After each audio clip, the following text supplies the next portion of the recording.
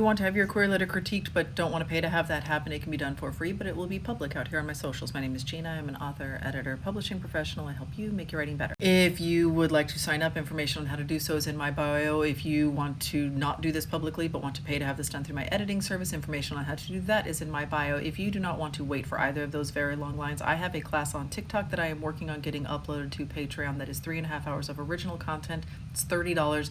You can teach yourself this entire process start to finish. It includes before and afters of client letters that have gone on to be successful and have signed publishing contracts since then. And lastly, there is a real life person on the other side of this, so I'm going to endeavor to be constructive, not destructive in my feedback, but feedback is always difficult to hear, so everyone's going to be nice in the comment section and nobody is going to jump in and tell them to just self-publish this, because that's not how any of this works. Let's jump in. Imagine a Star Wars story in which the Jedi Order never fell. Princess Leia went on a quest to save Anakin from the Emperor, but in a fantasy world where the Jedi ride on dragons. Well, that's nothing like Star Wars. So what I think you mean is that you have told a Campbellian hero story that is a dragon fantasy world.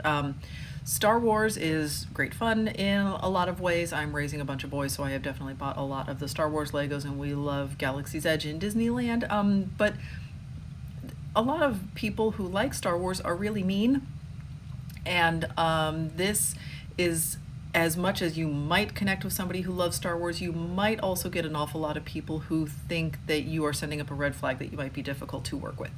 And especially since then the story, like what you're drawing here isn't actually Star Wars. This has nothing to do with, right, like it becomes a quest story, and like the good guys have won the entire time, and there's dragons, and like it has nothing to do with the thing that could potentially be seen as like a downside. So I just would remove that. I think this is as likely to harm you as help you, and it doesn't sound like a Star Wars story anyway, so I think you just leave General Organa out of this. All right, so The Land of Dragons is an epic high fantasy adult novel complete at 306,000 words. That is too many words for a debut author.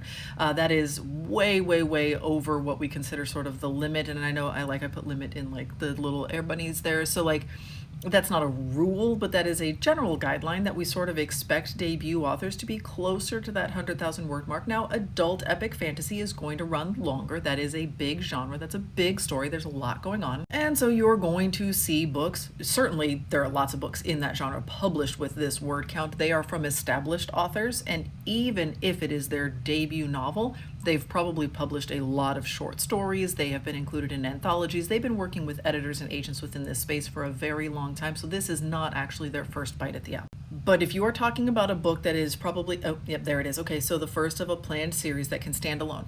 So you are talking about a book that is going to cost, this story is going to cost a publisher 10 times as much as a 100,000 word novel to produce.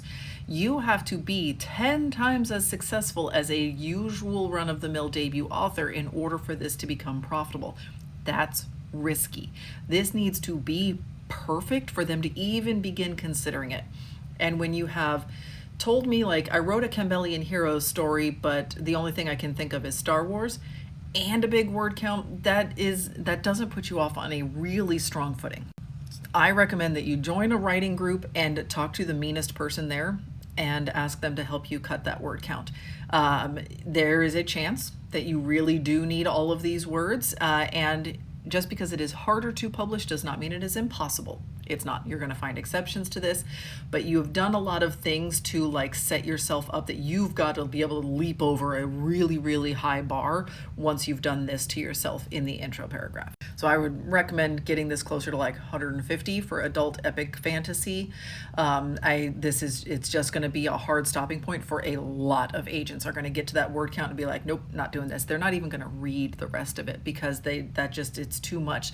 They don't have the hours in the day to be able to dedicate to someone who is not yet a client. They have too many responsibilities to existing clients to take the time for this. All right, so a queer and diverse story from a queer and neurodivergent author. This is great. You do not have to necessarily disclose these if you do not want to. Always only do that when you feel safe doing so. The Land of Dragons is perfect adventure for the fans of The Prairie of the Orange Tree, Ascendant, and the Stormlight Archive. You at least know your market.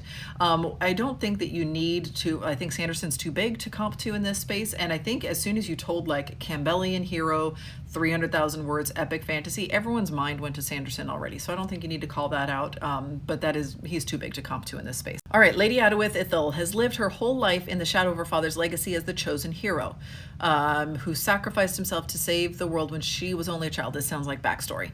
Her comfortable but stifling life on her family's manor is shattered when she learns that her father is still alive and has spent the last 15 years as a prisoner of the evil god king of the Exalted. Taking up her father's holy sword, Adawith embarks on a quest to venture into the cursed Selflands and save her father from the greatest evil on Dryad. So this is all backstory. She wants to go rescue her father. That is what is at stake here. And when we are talking about like too many words on the page and then your query letter dives into a lot of backstory that doesn't belong in the query letter, that starts to indicate like maybe there's a lot of words in the book that don't belong in the book. Along her journey, Adawith must deal with bandits, pirates, her increasingly complicated feelings for a certain flirtatious bard, all while the God King's infernal machinations advance. Okay, so what are the machinations? Are these literal machines? And instead of spending time like talking, we know what a quest is, right? Like she's gonna go and be like, there's gonna be people in her way and we're gonna have to like fight our way through. Then when we actually get to the thing that is at stake, the thing that is standing in her way, you now pull back from it. So we're shining the light on a lot of world building details, and we need to, in a query letter, be shining the light on character and stakes. So where we needed detail, we didn't get it, and we got detail in all the places where we didn't. All right, she is joined on her quest by her cadre of heroes, all tied to the rising darkness spreading across. So what's the rising darkness? What's the danger? What's coming for them? What is at stake?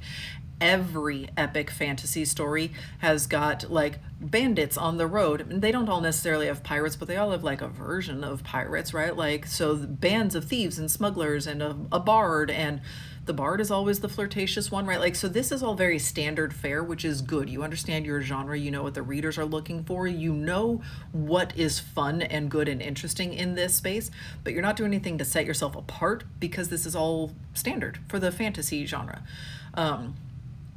But then when we talk about the rising darkness, what rising darkness? Every fantasy book has got rising darkness. Is it the band of orcs coming up from underneath the mountain, or is it some other brand of darkness that is rising across the land? What are the infernal machinations? Is it somebody who is trying to take over the world as the Dark Lord, or is there something else to it, right? Like, we want the specifics, the thing that sets your story apart. All right, so she's joined by the young Dragonite struggling with the expectations of his noble calling. That doesn't tell me a whole lot of anything. Why is he struggling? What are the expectations? Like, and you don't need all of that detail, but you can start to see how like this feels very vague. An ambitious young arcanist determined to prove himself at any cost. Ambitious young people are always determined to prove themselves, so again, you haven't told me anything. And a disgraced war hero who has spent the last 15 years a slave to the nation he once served. And that one is getting close to something, but I don't know how that is tied to her. What does this help? Does this hurt her quest? You've just like listed the fact that you've done a lot of world building. All right, their paths converge in the Selflands. Oh, I thought she was joined by them. So are you I'm not totally sure. Okay, so where they face walking corpses, this is a lot more world building. You are very passionate about the world that you have built. You have built a very complicated, very interesting world, and you are proud of that fact, and that's good. You should be proud of that fact, and that doesn't belong in the query letter. Query letter is for character and for stakes. She faces walking corpses, living shadows, and worse. What's worse than a walking corpse? Like, when I need detail, I don't have it. They uncover the God King's plot to remake the world in his twisted image. What's twisted about it? Okay, we're getting close to a story bit here. What's twisted about his image, though?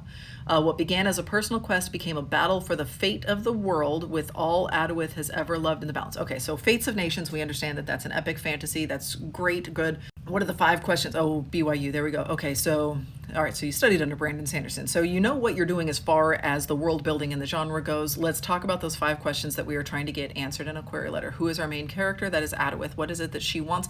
She wants to go rescue her father, who has been held prisoner for the last 15 years. What is she willing to do to get it?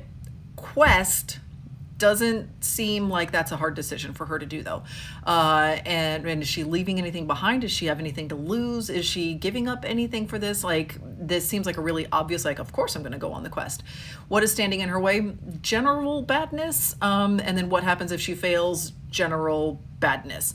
So we've got the first couple of things established really well, but we have not established stakes. What does she stand to lose? What is in her way? What happens if she fails? All of these pieces are much more interesting than all of this world building stuff.